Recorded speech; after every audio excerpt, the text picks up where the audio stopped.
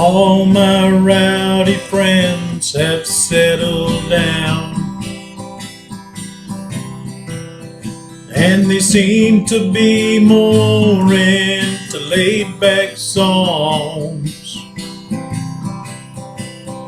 Nobody wants to get drunk and get loud. Everybody just wants to go back home. I myself have seen my wilder days. I have seen my name at the top of the page.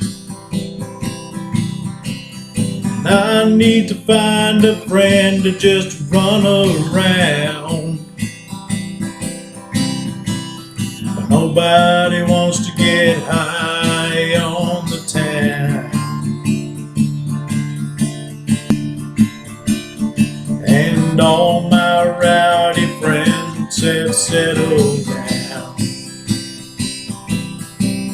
Yeah, me and my rowdy friends just rowdied on down.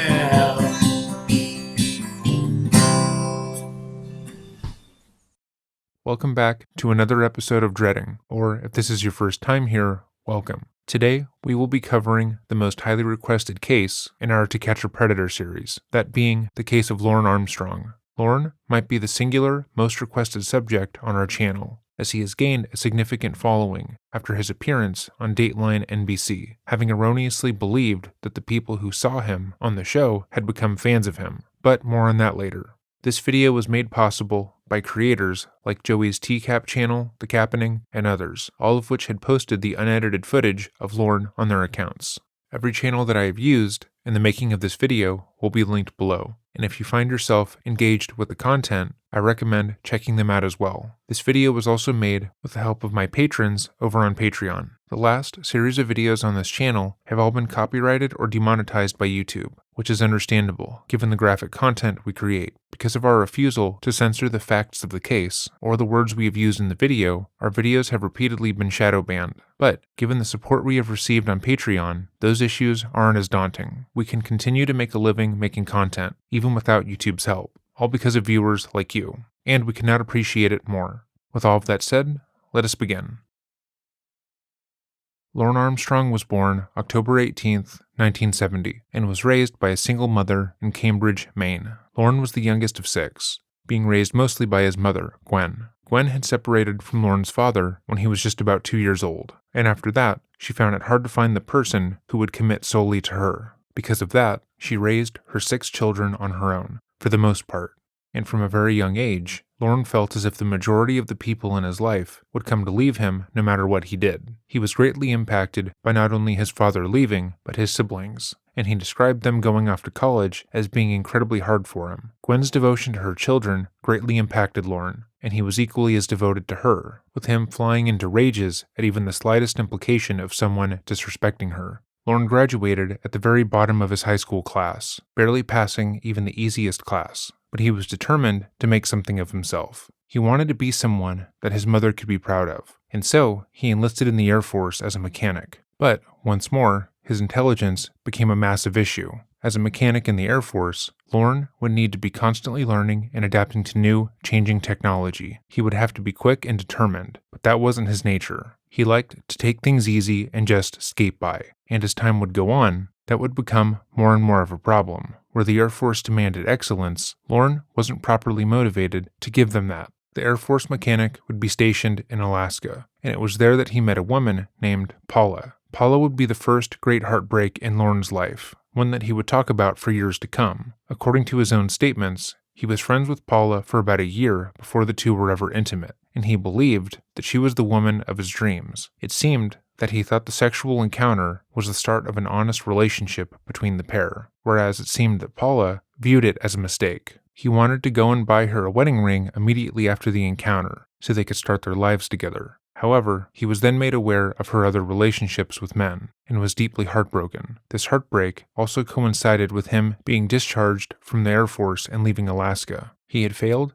nearly every course test that he'd been given, and given his aversion to any sort of learning or trying to better himself, he was informed that he simply wasn't cut out for the military. For the next couple of years, Lorne bounced around, living with various family members whenever he could. If he ever wore out his welcome at one of his siblings' homes, he would pack up and move to live with another one of his siblings, using his family like a revolving wheel of housing. He took on a plethora of odd jobs here and there, but was listless. It wouldn't be until 2000 that his life seemed to take a turn for the better. That was when Lorne met a woman online by the name of Amanda. Amanda was a 28-year-old woman who had recently been given custody over her niece after her sister died. To Lorne, she was everything he wanted in a woman, and despite having no plans to meet, Lorne believed once more that she was the woman of his dreams. The only issue was, Amanda didn't exist. The woman who he had met was a catfish, and her scheme was far from sophisticated. In fact, after moving back to Maine to be closer to the fictional woman, Lorne would tell his sister about his 2-year-long relationship, and she would immediately realize what was happening. After 10 minutes of conversation with the woman claiming to be Amanda, Lorne's sister informed him he was being scammed, and that he'd been sending money and Dale Earnhardt Jr. memorabilia to a stranger. This realization was just as devastating as his relationship with Paula, and even though he continued his relationship with Amanda for nearly 6 months after, it never recovered. But Amanda was far from Lorne's only online relationship. After Lorne had gotten his heart broken, he began chatting online nearly every day, usually trolling country music chat rooms looking for anyone to talk to, and it was there that he met 2 underage girls. Though they met via the chat rooms, he began to talk to them most often on MySpace, resulting in the monikers MySpace Girl 1 and 2.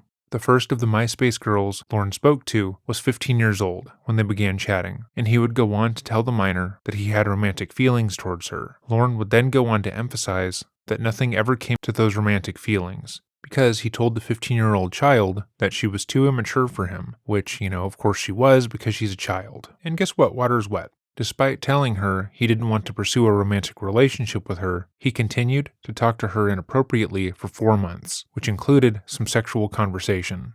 In recorded interviews with Lorne, he would claim at times that their relationship was purely platonic, then state that they did have a romantic relationship, but it was never really that bad. His narrative regarding this minor has constantly changed, but it's obvious that no matter what he states occurred, their relationship was inappropriate and illegal. To be clear, any kind of relationship between a 30-year-old and a 15-year-old that involves any sort of sexual conversation and the 30-year-old admitting that they have a romantic interest in the 15-year-old is obviously wrong. That should go without saying. 4 months after the two started chatting, and Lorne supposedly rejected the child for their immaturity, Lorne would convince her that they should meet up with each other. Armstrong would go on to claim that he had no ill intention with this minor, and that neither party even wanted to talk to each other when they met up. He claimed that they just wanted to physically see the other one in person to verify that they were real. They decided that if they were going to start seeing each other, it should be in public, and decided to go to the state fair in her area.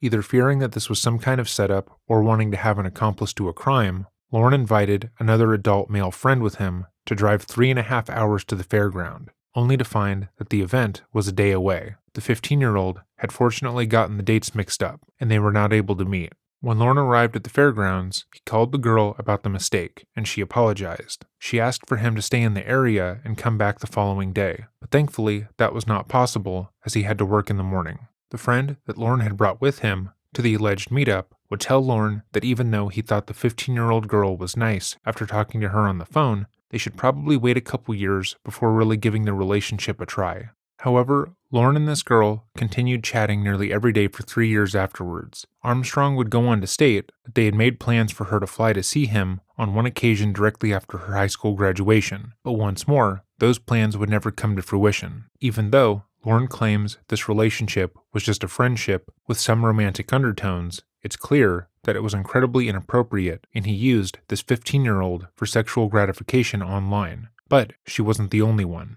At the same time, Lorne was also talking to MySpace Girl 2, who was 16 years old. This girl came onto his radar in a chat room, where she was clearly going through a mental health crisis. Lorne himself would state, years later, that she was, quote, feeling really down on herself, unquote, and that she repeatedly made disparaging remarks about her appearance. She was looking for a friend, feeling desperately alone in her social life, and feeling as if no one in the world can understand her. Lorne quickly took advantage of the vulnerable girl, drowning her in compliments and telling her that even though everyone else in her life thought she wasn't attractive, he did. He emphasized that people in her personal life were stupid not to see how wonderful she was, and that if she needed someone to talk to, he would always be there. Again, this young girl was going through a mental health crisis, who felt alone and abandoned for whatever reason. And Lorne quickly stepped in order to make her feel as if he was the only person in her life that she could and should rely on. He peppered in statements which would lead her to distrust those closest to her and become codependent on him and his praise. He would then go on to tell her that he was romantically attracted to her, and while they did speak sexually from time to time, nothing happened after that. Or at least, nothing happened while she was a minor. After about 2 years of the pair being in contact with each other, Lorne would claim that she showed up at his trailer completely unannounced. She allegedly wanted to meet the man she had spent years chatting with online, and she had brought a friend of hers for protection. According to Lorne, their meeting was awkward, as he had another male friend over, and the pair had been drinking prior to both of the new adults stopping by. However, in his recollection, the two girls just sat and hung out as the older man drank and then left. After that, they never spoke again. No matter what way you slice it, Lorne had had 2 inappropriate illegal relationships with 2 separate girls that he'd met online, but these were far from the only minors Lorne would end up forming relationships with. Starting on September 17, 2007, Lorne would begin to message multiple accounts obviously belonging to minors. He was entirely unaware that 4 of these accounts were run by the predator sting operation Perverted Justice, and was part of Dateline's newest show, To Catch a Predator. In previous videos going over these predator stings done by Perverted Justice, we have come across a vocal group of people who believe that these cases are unjust and should be thrown out, that the good men and women who are found to prey on minors in these stings are almost forced into it by the people behind the sting operations, because how were they to know that they were talking to a minor? They also argue that these minors appear to be sexually aggressive, practically forcing them into sexual conversation, therefore it's not really the adult's fault. However, Lorne went out of his way to message accounts by the name of Kimmy Coco Pop, Disney Girl 13, Tia Pet 13, and Kayla Princess 94. All of these accounts are obviously named and run by children, with 3 of them having allusions to their age in the screen name. And, given that he had had at least 2 online relationships with minors in the past, it's obvious that Lorne knew what he was looking at when he began engaging with these accounts. Lorne had casted a wide net, briefly talking to all 4 decoys before settling on Kayla Princess 94. Within the first minute of conversation, Kayla informed him that she was a 13-year-old in Kentucky, to which he responded, "Wow, you're just a young one, huh?" Angel, winky, kissing emoji. Jesus Christ. He then immediately starts to groom her, telling her, quote, "If nobody will talk to you, sweetheart, you can talk to me. I'm a good guy. I have 2 nieces your age." Within 6 replies, Lorne has already begun priming Kayla to view him as a trustworthy, nice guy, someone she can view paternally. So it's okay he is sending you winking emojis and telling you how cute and beautiful you are when you're totally 13. It's not creepy because he views you like a niece. Lorne continued to tell the decoy 13-year-old that she is cute, that her eyes are beautiful, and notably, it's a huge shame that she isn't 5 years older, because then he'd be after her romantically. He continued to bring up his nieces, saying that, quote, "If you were my niece, I'd be spoiling you rotten like I did my other nieces, lol." Then goes further to state, "Unfortunately, you're not my nieces, lol," which is obviously horrific. But in case you thought that he didn't mean to involve his nieces in the sexual discussions that he's attempting to have with a minor, he then tells her that he would never let any of his actual blood relatives in this chat room because it's too inappropriate for them, because there are so many men looking to talk to young girls. I mean, he would know, right? He then gives her the advice to never give her last name, address, phone number, or school information out to anyone online, because they could use the information to hurt her. He again positions himself above the creepy, gross men who are talking to minors for sex. He wants her to trust him and to view him as a sort of paternal figure. That way he can abuse that trust and pressure her into a more sexual relationship. Lorne then asks her if her parents have ever warned her about the dangers of the internet and how men will talk to minors inappropriately, which she claims they had not. He feigns shock at this admittance, and again, positions himself as an authority figure in her life, saying it was a good thing she met him before she talked to anyone else in the chat room, because now he can protect her. Shortly thereafter, He asks her if she thinks he's cute and if she has a crush on him. This is a person who was, literally seconds earlier, telling her that she reminds him of his nieces, and he is projecting romantic intention behind her sending him a smiley face. He then proceeds to use the fact that her parents about the dangers of the internet to give her a sex ed course because she stated that she's only kissed one boy before. He goes into extreme detail, asking her to touch herself, and then turns on his webcam to show her his penis. After showing this minor, who he states reminds him of his child relatives, his penis, he then instructs her how to delete their chat archives, detailing the exact navigation she would need to go through to make sure that their interactions aren't found by her parents. This shows an extreme amount of forethought and planning on his part, and knowing that she is the fourth minor he had spoken to that night, and at least the third minor he had sexual discussions with, it seems that he had a well-rehearsed routine when it came to talking to children online. A full record of their chat log can be found below, which is incredibly difficult to read. But Lorne would chat with the 13-year-old every day for the next month, deliberately ignoring when she stated she didn't want to engage sexually, and telling her that he wished he could pick her up and consummate their love. Like other cases, Lorne would end up calling the decoy before making direct plans to go and see her, in order to confirm that the minor he wanted to sleep with was, in fact, a minor. The following phone call was sourced from the channel Schmuck Amok here on YouTube, and will be linked below. Hello? Hello? Hi. Hey. You sound so sweet. When the decoy is speaking, they're usually using an exaggerated baby voice, one that is supposed to sound much younger than the woman's actual age. In most cases, the voices they are using still sound somewhat adult, but this one line, this one from the decoy, sounds so young that his response is sickening. He now fully believes he's talking to a child, and he is ecstatic. Thank you. I got a stupid question. Huh? How do you pronounce your name? Lorne. Well, okay. I'm sorry. Well, don't be sorry. You were so sweet. From here on out, Lorne will use the word sweet as a synonym for young. Her sounding sweet means she sounds like a child, and he is ever so pleased about that. How you doing? I'm doing good. How are you doing? I'm okay. You okay? Yeah. Are you nervous about talking to me? Yeah. You don't have to be. Okay. How's Buddy? But he is good. Where did he go? Can't see him now. Bud. Oh, you want to see him? Yeah.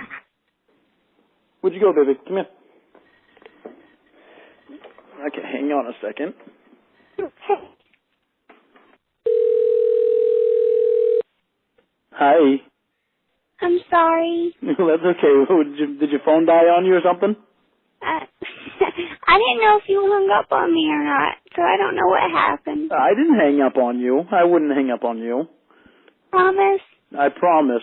You're too much of a sweetheart. Thank you. My precious little princess. I like it when you call me that. I like calling you that. I like calling you my little baby girl, too. Normally, baby girl is a fine pet name, but in this case, it's genuinely disturbing. Lorne is excited that she is a child. That's why he talked to multiple other decoys before settling on Kayla. He enjoys when the subject of his affection is too young to realize that she's being taken advantage of, and that he's a creep. Calling her his little princess and his little baby girl is him reveling in that fact. This isn't a case where he just so happened to begin talking to Kayla, and then they fell in love, which is what the majority of these predators eventually state. He's targeting children. Kayla just happened to be the victim this time. Aw, you're so sweet. Yes, I like you the are. poem you sent me. Huh? I like the poem you sent me. Good. I'm glad you did. You know how long it took me to write that one? How long? About 15 minutes. Like good or bad? That's actually good. Usually it doesn't take me that long to write a poem. So how was school today? It was okay, I guess. It was a Friday. Thank God, huh? Yeah. I was saying thank God too. Did you said you sell tickets, right? Yep. What do you sell tickets to? Well, it's actually to a benefit concert. Have you ever heard of the Beatles? I think so. Okay, well, it's tickets to a band that looks and sounds and dresses exactly like the Beatles used to dress. It sounds exactly like the Beatles used to sound. That's what the tickets are for. This band has played for the Queen of England, and they've been all over the world. Wow, have you ever seen them play? Nope. I've seen them on TV, but I haven't seen them play, though. I haven't seen them in person. Are you going to? No, I'm not gonna. Oh, okay. Are you going to? I guess not. You sound so sweet. Thank you. You're so welcome. Huh? Thank you for letting me call. Oh, you're very welcome. Thank you for calling. How many minutes did you get on your card? I got 100, I think. 100? You must really like me to want to talk to me that long. I think I just picked up a card. Oh, really? You didn't notice how many minutes were on it? No, not really. Oh, my God. You are so pretty. Thank you. I love your eyes. Thank you. You're welcome. Are you nervous now? Huh? Are you nervous about talking to me now? Not like I was when I first called. Good. I'm glad you called back, because I would never hang up on you. Okay. I just had to ask. Okay, well, don't ever think that, because I would never hang up on you. If we ever hang up, then it's something to do with the phone. It's not me hanging up on you. Okay. Okay? Uh-huh. So did you think about me today? Yeah, I did. How much? Lots. Lots? Did you think about me? Of course I did. Did you get my offlines? Yeah. What'd you think about them? You're so sweet. I know you are. So what did you think about? I just thought about talking to you. I was kind of nervous. You was kind of nervous? Guess that nervousness is gone away now, huh? Yeah. I thought about you all day. Did you get the one where I told you that I stared at your picture for an hour? I didn't even realize that I had stared at you that long. Wow. But you're so pretty. That's so special. You are special. You're very special. I can't believe the boys are such idiots at your school. Yeah, they are. They're really stupid. A lot of boys are like that, though, huh? I guess so. You're not, though. Thank you. Wow. Wow. You sound really good. You want to come to my concerts? Of course I do. Oh, yeah, that's right. I got to marry you, so you'll be there anyway. Aww. It goes without saying, but Lorne did not want to actually marry this 13-year-old. However, in these online relationships, predators will often lord marriage over their child victims' heads because they have an incredibly small view of the world. For a child, the idea of marriage is a big commitment. Most of the movies they have seen talk about marriage being a forever thing, a sort of happily ever after. Add to the fact that most victims of online predators come from broken homes, they view the idea of marriage as them getting away from an unsafe dynamic into a happier, healthier one. They are too young to know that if someone is telling you they want to marry you after knowing you for less than a month, they're probably not being honest, or at the very least, are not being serious. Again, this is the first time these two were talking on the phone, and they've been talking at most a month. But he's telling her that he plans on making her his wife. Meanwhile, he doesn't think she can legally work without getting a permit. You're so sweet. Yes, you are. Listen, I better get off. I don't know when my parents are going to come home, but maybe we can talk again some other time.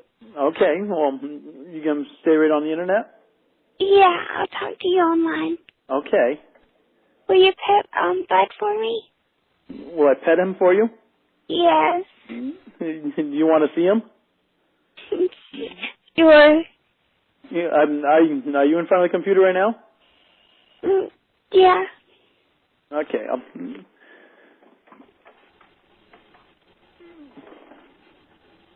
Can you see him? He looks cuter every time I get to see him.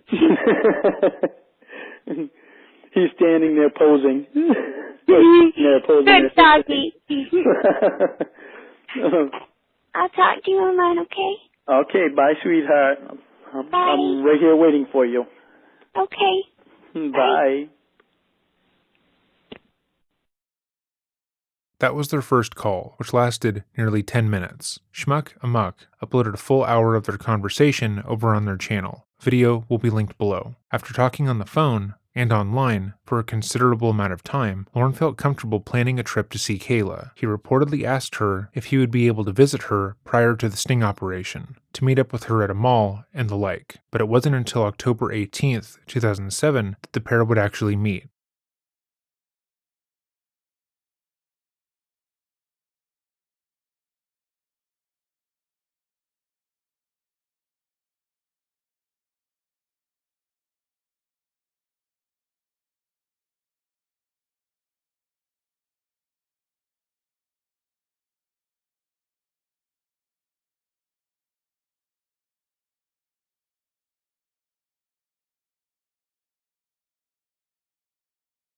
When Lorne woke up that morning, he thought he was about to have the best birthday ever. But little did he know, his crimes had caught up with him. He drove 1 hour and 30 minutes from Nashville, Tennessee to Bowling Green, Kentucky, and from the moment he spotted the decoy waving him in, he was excited. Like he'd been on the phone call, he was ecstatic that the child he was talking to was actually a child, and he had brought condoms and a diamond bracelet to celebrate. We got these new chairs. You have to sit down. I have to sit down? Yeah, look. It's a massager chair. God, It vibrates when you press the buttons. Look, oh my God. Yeah, flip the switches. Which one is it? You can use either one of them. It tells you there's one for your butt, there's one for your lower back, and there's one for your upper back. I just felt my butt. I think. You can pretty much tell a difference when you press Holy, the yep, that's my That butt. feels so good, right? I thought you had blonde hair.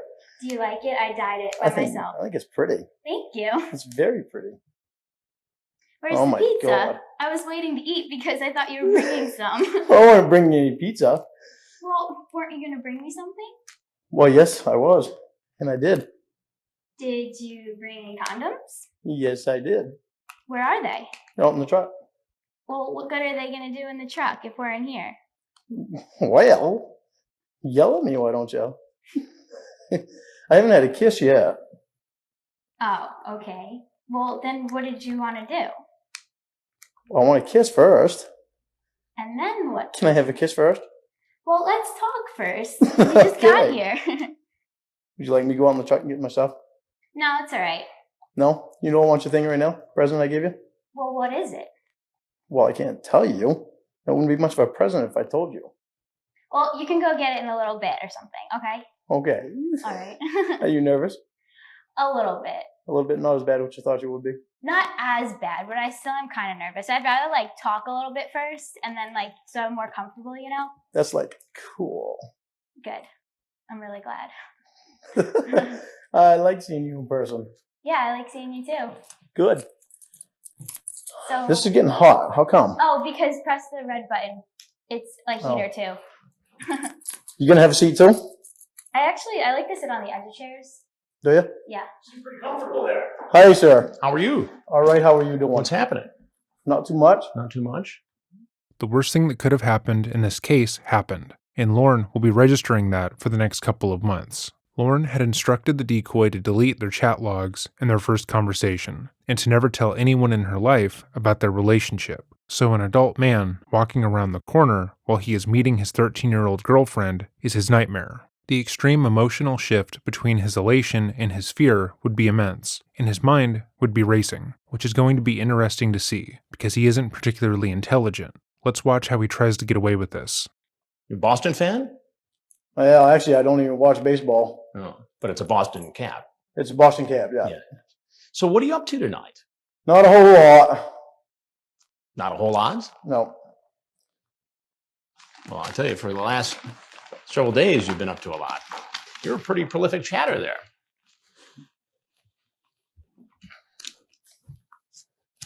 Want to explain yourself? Not really. I never really was going to do anything. So, during their chats, Lorne stated that he was going to bring a variety of items with him to her house, like the bracelets, some food, and condoms. In these busts, the decoy would usually ask the predator to bring these kinds of items to show intent, because more often than not, when these men and women are caught, they claim they were never actually going to follow through with anything, and therefore didn't really commit any crimes. By following through on multiple parts of their written plan, it shows that they did in fact plan to carry out a sexual encounter with a minor. This, of course, forgetting that having sexual conversations with a minor, the way Jim Roach, Jeff Sokol, and Lorne had done, is illegal in and of itself. Not really going to do anything. No. So you brought condoms. What else did you bring? I brought her a bracelet. A bracelet. And she is how old? She's supposed to be 13. Supposed to be 13. And how old are you? 37 37. You have kids? today. No, unfortunately. Yeah.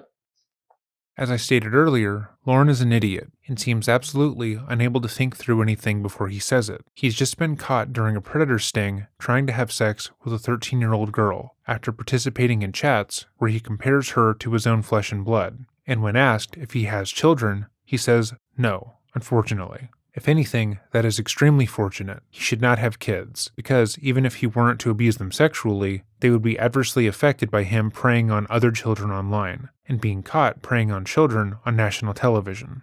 I've got nieces, though, Nieces. that I think the world of. Yeah, you talk about your nieces in the chat here.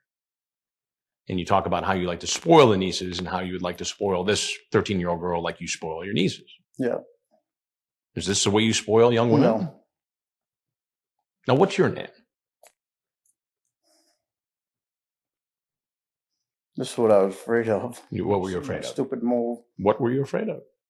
Just because she was a nice girl and She was a nice girl. You still haven't told me your name, though. it's Lorne Lorne what? Armstrong. Armstrong. And As is seemingly the case with every predator we have covered, Lorne is feeling sorry for himself, as if something horrible has been done to him. But you can't be caught committing a crime you haven't committed. Lorne frames this whole scenario as a sort of setup, that Kayla was a mole and that he thought she was just a nice girl, but that's not what happened. The night he began talking to Kayla, he talked to 3 other accounts that obviously looked like they belonged to children. He had also had 2 separate relationships with at least 2 minors that he was willing to confess to, and though he claims that they never crossed any physical lines, this man is not a beacon of trustworthiness. The issue in this case is not that you didn't suss out if Kayla was a decoy, that you missed obvious signs that she was not real, and Dateline got one over on you. The issue is that you sought out a sexual relationship with a minor. There's no version of events where what he did is acceptable or okay, but he seems to think there is. where do you live, Lorne? In Nashville now. Nashville. What do you do in Nashville? Actually, I work at a construction company. And what do you build? I just started there last week. Building a gym for a church. A gym for a church. Is that a good job? Yeah. Now, besides all this chat here, and we'll go through that in a minute, you also sent a whole bunch of pictures.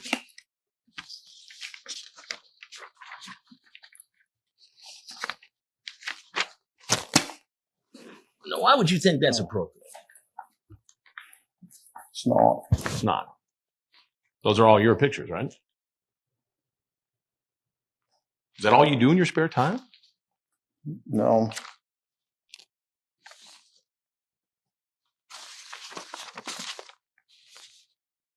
You ever get in trouble like this before?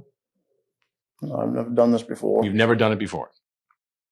If we want to give him the benefit of the doubt, which I do not, he could mean that he has never been caught for this before, but he has done this before, multiple times. Have you ever met anybody in person who you first met online in a chat room? No. This is the first time.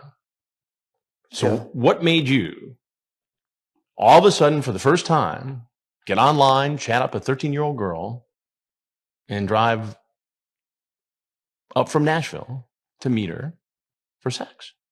No, I didn't. Lorne, you send her naked photos, you have an explicit conversation, and you bring condoms.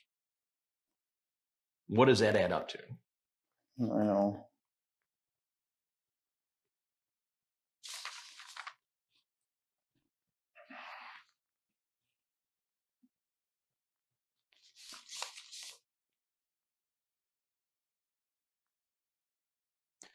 At first, you seem like the Good Samaritan, the protector.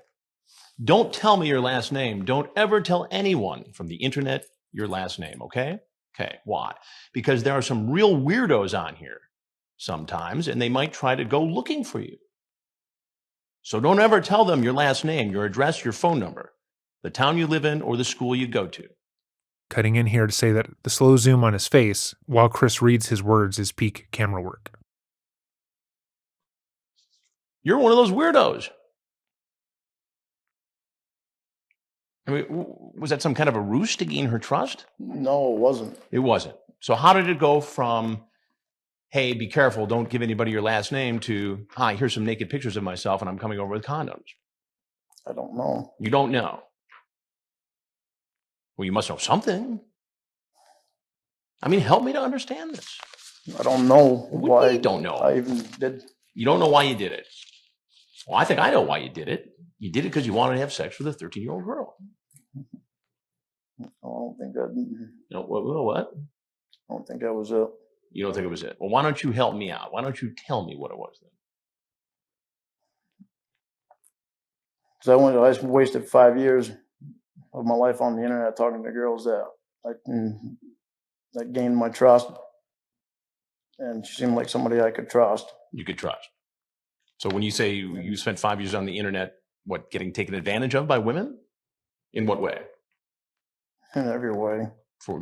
Let's discuss the line of thinking he's about to expand upon. Lorne is saying that he's here because Amanda, the woman who catfished him for 2 years, did that, so now his preying on Kayla is excusable, that he felt like he was allowed to prey on a child because an adult woman had lied to him, and sadly that's not how life works. If someone hurts you, abuses you, or takes advantage of your kindness, that doesn't give you the free pass to do worse to someone else. You can't excuse your bad behavior on someone else's actions, especially if you have the forethought to blame the other person. If you can acknowledge that you're misbehaving because of someone else's influence, then it's your responsibility to change. If you have the self-awareness to know that, then you are self-aware enough to take responsibility for your own actions and stop using that as a get-out-of-jail-free card. We've said this in past videos, and there's been a vocal set of people whose response has been anger. Their argument amounts to, so I was hurt and abused, and now I have to be the one to pay for therapy. And the answer, sadly, is yes. It's not perfect justice, but if you want to hurt the people closest to you, or use your pain as a battering ram, it's up to you.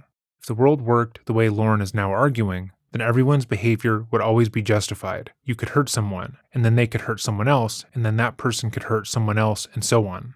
Moreover, Lorne is trying to hurt children. The lesson he learned after being catfished wasn't that maybe he couldn't trust online dating and to be more vigilant about who he talks to online, but that he needs to pursue children who have no experience dating, that way he can manipulate them, rather than the other way around. Instance. I was over in Washington State. That's when I started going on the internet. When you lived in Washington State, you started going on the internet, and what happened?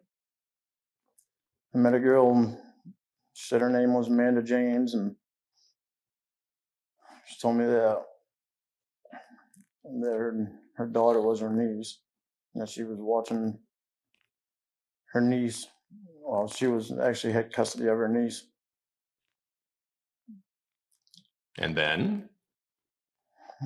3 years later, I moved back to Maine just to be close to her because she lived in Pennsylvania. I didn't date anyone. I didn't see anyone because of her. All right. So what happened? I got back to Maine, and I was talking to her on the phone, and she, my sister wanted to say hi to her, and my sister had been on the internet for a couple of years, and she was able to read people pretty good. And what happened? And she got on the phone with her, and she, after she got off the phone, she was only on the phone with her for about 2 minutes, and she got off the phone with her and told me that she wasn't real. She wasn't real. She told me she was lying to me, and she'd been lying to me all along. Did you ever meet this woman? Did you send her money? I sent her money. I sent her all kinds of Dale Earnhardt things. Dale Earnhardt things. Dale Earnhardt Jr. things. She was Dale. The race car driver. Yeah. And so because you got taken advantage by a couple of women on the internet, you thought it was okay to take advantage of a 13-year-old girl on the internet. No, I didn't. You didn't. No. I'm very happy that you talked to me before talking to anyone else, though. This way, you'll be safe. That's what I meant, too. I don't know how.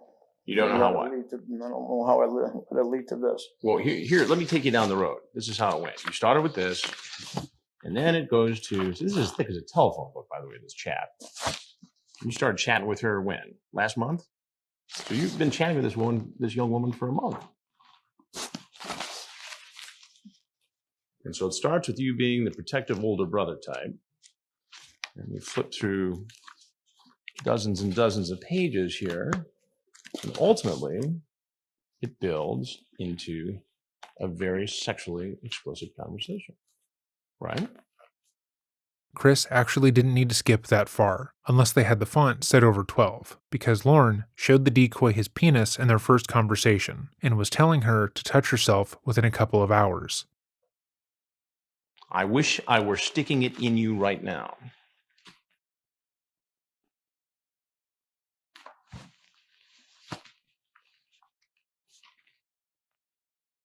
You tell her to delete her archives after we stop talking again, okay? Why did you want her to delete her archives?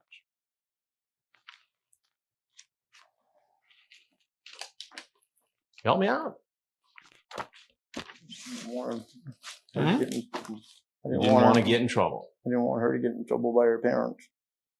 This is a tactic often used with predators online. They make the victim feel as if they can't trust their parents, because both of them will get in trouble. They tell the child that if their parents were to find out that they were talking, sure, they would go to jail, but their parents would take away their computer, all of their games, and ground them for life. Oftentimes, they try to make the child's punishment seem worse than any jail time they would get, further making them seem selfless in the eyes of the child. Any conversations the child would have had with their parents prior to this indoctrination will take a more severe undertone. They will begin to think that their parents don't understand that they are in love, that the compliments that this adult is giving them makes them feel good, and they will try to protect it because it's the one thing in their life that they feel they have for themselves. Lorne didn't care for this child's well-being. He was explicitly doing things that would hurt her, and he knew that. He didn't care if she got into trouble, past the point of he wouldn't be able to have sex with her if she did.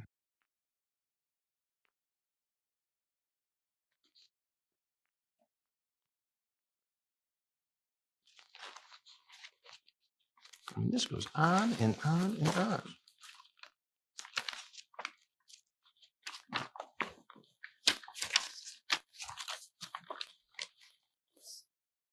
Do you think naughty thoughts about me before you go to sleep? You talk about getting married to her. Getting married. She's 13. Huh? When she was 18. Whoa. What do you mean she was 18? So I meant when she was 18. Well, you were going to marry her when she turned 18. But you're just going to have sex with her from the ages of 13 to 18. Are you excited about me or my penis?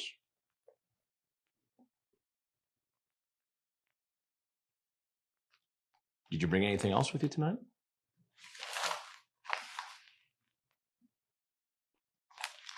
Like what? Like anything. No. Food, alcohol. No. So just the bracelet and the condoms. Nothing else.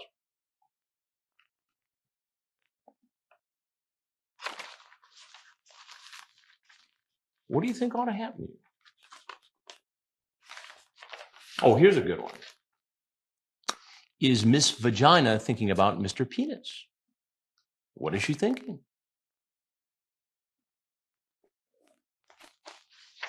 What's up with that?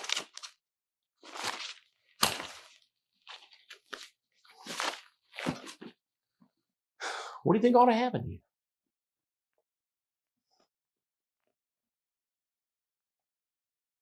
Help me out. I think I should go to counseling to get off the internet. You should go to counseling and get off the internet. Did you ever say to yourself, hey man, I got a problem here? No, because I never thought I did. You never thought you did. Does this incident make you think that perhaps you have a problem? What are you going to do about it? I got to do something that I can't do that. Oh my God. Well, do you ever watch television much? You ever watch a program called Dateline NBC? Well, there's something I got to tell you. I'm Chris Hansen with Dateline NBC, and we're doing a story on it. Now, you're free to walk out of this house right now. But if there's anything else you want to say, now would be the time to say it.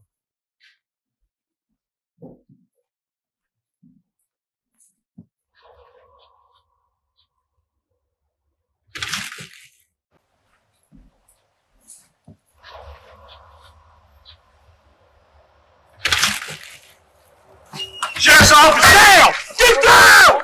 On the ground! Put your hands on your back!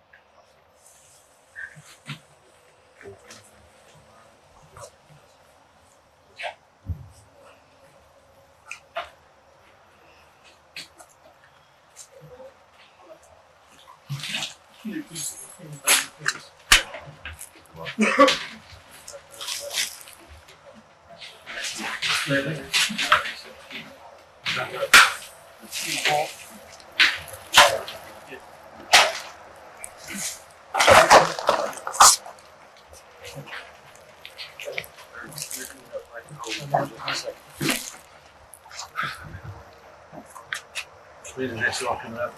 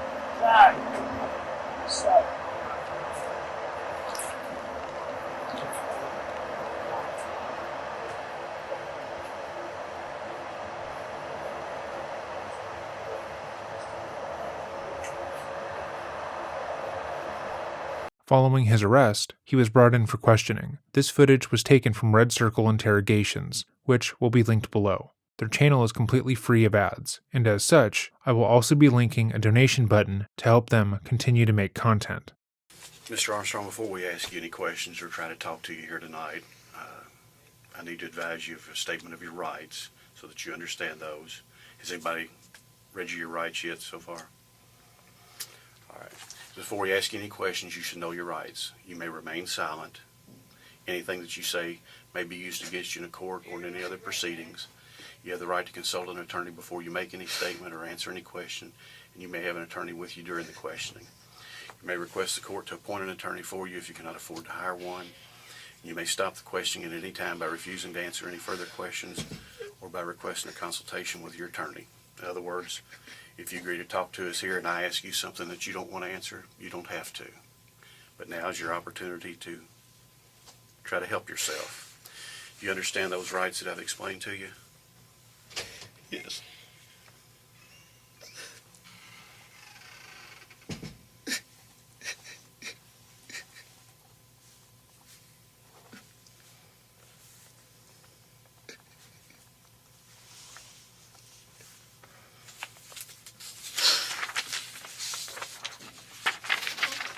Mr. Armstrong, if you would, right here.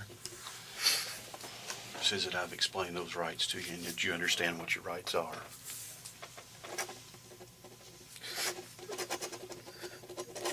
And then if you want to talk to us and try to get this mess straightened out as it can be tonight, the bottom part here says, having the above statement of my rights read and explained to me and fully understanding them, I hereby waive these rights at such and such time on the date.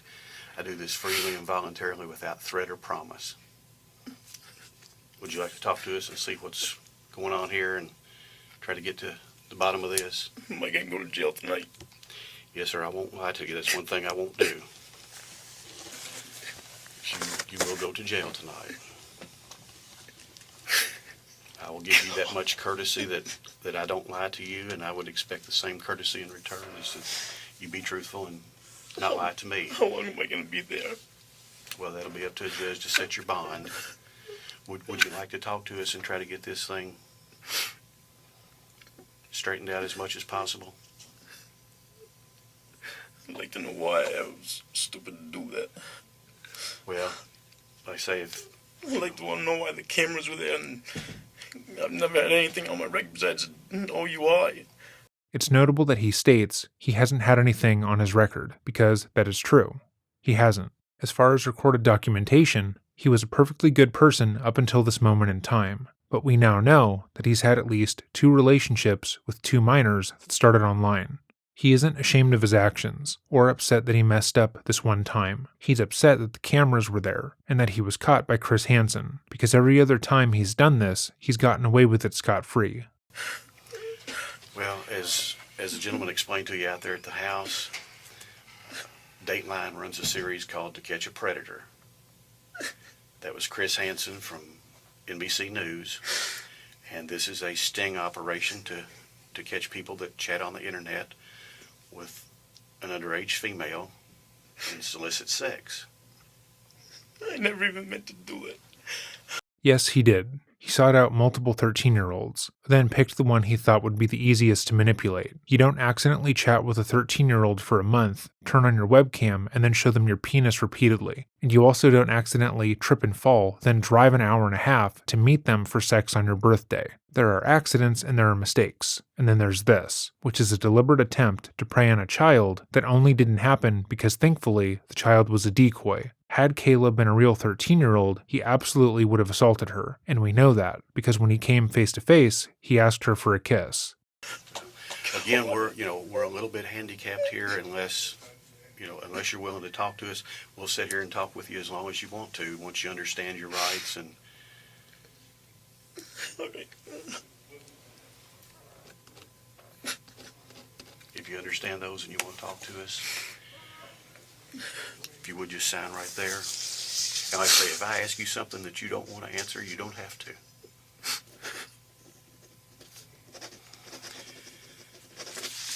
And the other thing was, understand that you said when you first arrived at the house that you have some condoms in your truck. Yeah. Would you be willing to give us consent to go to your truck and look in that and recover the condoms? And do you have any other contraband in there, a weapon, anything else? No. Does that sound reasonable that you would give us a consent to get those? How much is it going to hurt me when I do that? Yeah, you can have them. Okay. Mr. Armstrong, why are we here tonight? Because I was on the internet with a girl. Do you recall the girl's name? What she went by in the chats? Kayla Moore, And how old did she say that she was? 13.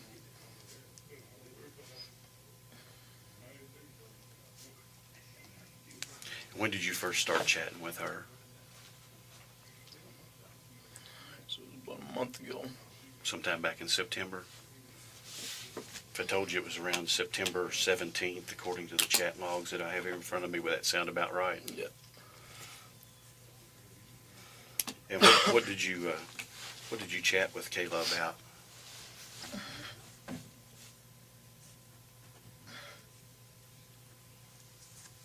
In this interrogation, Lorne has been extremely careful with his language. He knows what he has done is awful, and his sobbing is evidence of that. But he, like most predators, doesn't want to acknowledge just how awful his actions were. In the case of Jeff Sokol, he became argumentative with the investigator, claiming that simply soliciting a minor for sex online isn't a crime, because it's just words, and that if they were to let him potentially assault the minor, they would have seen he didn't have it in him to hurt her. His arguments were poor, but he was still in denial about what had occurred. His mind literally wouldn't allow him to take in any information about what was happening, and he believed that if he argued well enough, he would be allowed to leave. Lorne is also in denial, although he is going about it in a different way. He says he's there because he was chatting with a girl, not because he was having explicit sexual conversations with a 13-year-old, and had traveled across state lines to meet her. He's using minimizing language, but when asked directly what exactly he spoke to the child about, he goes silent. He can't pretend like their conversations were friendly or platonic, because he almost immediately began to send her explicit photographs and tell her he wanted to have sex with her. He literally will not admit to the worst of what he's done, because it's so shameful to him that to even say this in context would be too distressing. Add to the fact that, like the majority of these predators, it's very unlikely he actually remembered anything of substance that she told him outside of sexual conversation, because, despite what they claim, they don't really give a fuck about what these children are doing in their lives. In every other interrogation we have covered in the series, we have never seen a predator actually sit in the room and sob the way Lorne has. They have all cemented themselves in their denial, refusing to acknowledge the reality of their situation, with the hope that if they make a good enough argument, they will be allowed to walk away scot-free. But not Lorne. Lorne might be an idiot, but he also knows that he's fucked, and he cannot pretend otherwise. Did your all's chats become sexual in content? Yes. Were they very explicit in sexual nature?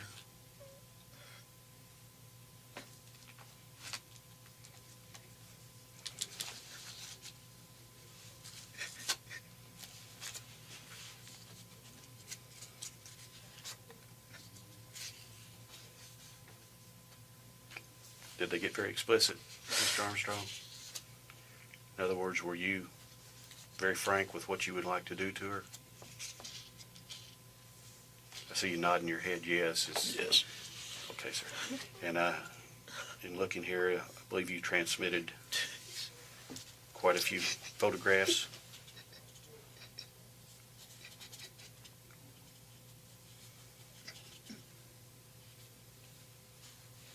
Do you recognize these photographs, Mr. Armstrong?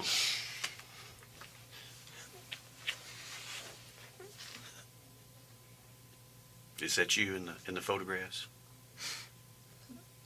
I never sent her photographs of me. So these are not you. I never sent her photographs of me. Who are these photographs of?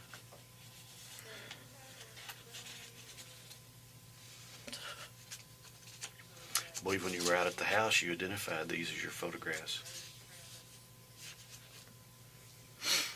No, Now- she's only seen me on cam.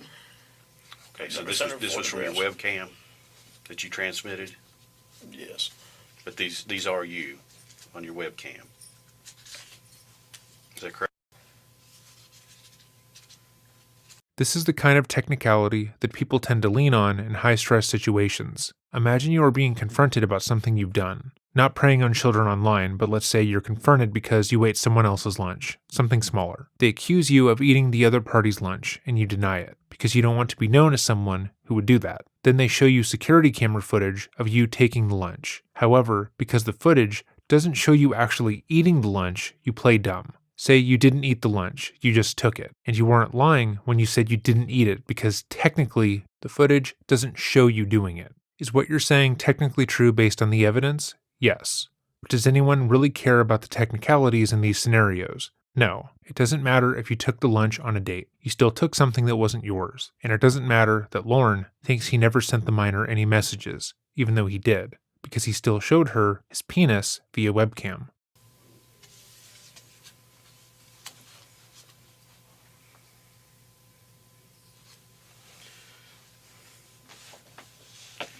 Mr. Armstrong, we need you to talk to us if we're going to get any of this settled.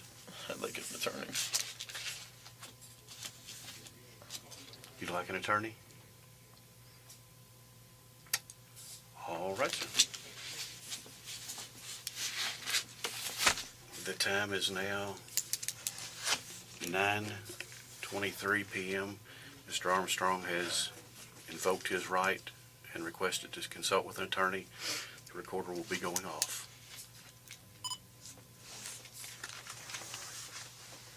Lorne was subsequently charged with interstate travel with the intent of sex with a minor, as well as attempted sexual contact with a minor and attempt to produce child pornography, as the police found a camera in his truck. Despite asking for an attorney, the chat logs were so damning that it was recommended he take a plea deal in order to avoid a 20-year prison sentence that he would no doubt be found guilty of. He was sentenced to 7 years in state and federal prison to be served concurrently and would be released after serving 5. However, that's not where the story ends. While in prison, Armstrong attempted to sue NBC for $40 million, citing that they had leveled libel, slanderous, and defamatory accusations against him by publishing the episode with his appearance in it, and that he had suffered intense mental anguish because of it. He claimed that the conversations he had with the fictional child shouldn't have been made public, as they violated his right to privacy. The case was almost immediately thrown out, as it had no legs to stand on. Moreover, a claim is not considered defamatory if the claim is true, and given that Lorne had had sexually explicit conversations with a minor for over a month, then gone to the Sting House to have sex with the minor, NBC had nothing to worry about.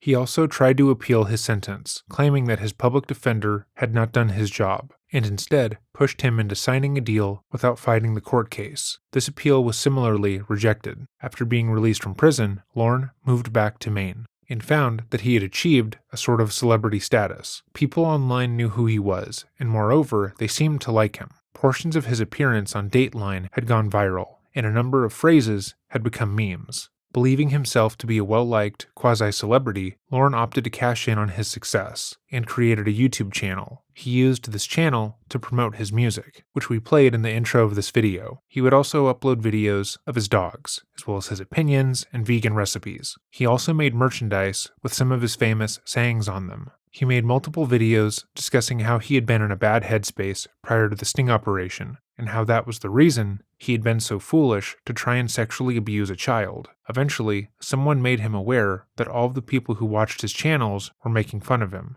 and that he didn't have real fans, at which point he made a video asking if that was true, which he found out it was, and stopped making videos altogether. But even still, that's not where the story ends. Lorne would be arrested for a second time in 2019, this time for not passing a sex offender rehabilitation class, which is completely expected as he never successfully passed any class he had ever taken anyways. In the class, Lorne repeatedly stated that it wasn't his fault he had been caught, and he would go on long-winded diatribes about how if he hadn't been catfished, if he hadn't been kicked out of the Air Force, if his siblings had repaid his kindness with mac and cheese, that he wouldn't have been in such a terrible headspace to have sought out a child bride. For 5 years, Lorne refused to acknowledge that he was the cause of his own suffering, and because of his failure to do so, he spent another 6 months in jail. As of today, Lorne is still in Maine, and is still the subject of online ridicule. Other channels have made entire documentaries going over Lorne's life. But As this is where his legal issues lie, we will choose to end our coverage here. Thank you to all the channels linked in the description box down below, as they have made researching this case so much simpler. And thank you if you are still watching.